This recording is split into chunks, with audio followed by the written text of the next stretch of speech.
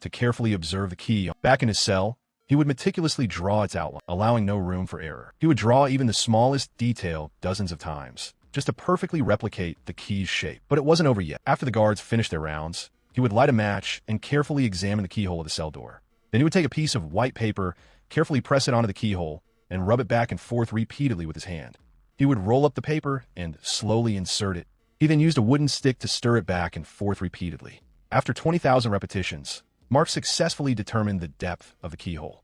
However, the next day, Mark told his cellmate about the situation while taking a shower, hoping to get his help. After 2.5 minutes of thinking, the cellmate suddenly thought of a good idea, but it was very dangerous. For his freedom, Mark had no choice but to risk it and take it from the bottom of the thermos. But every time he finished work, the guards would check everyone's thermos. They would tap it twice on the edge of the sink and then pour out the coffee inside to prevent anyone from smuggling anything. When it was Mark's turn, the guard saw that he had a little too nervous. He was noticeably more careful during the inspection.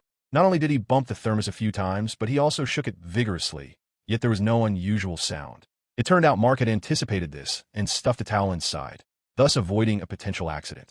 Now that everything was ready, he began making the key.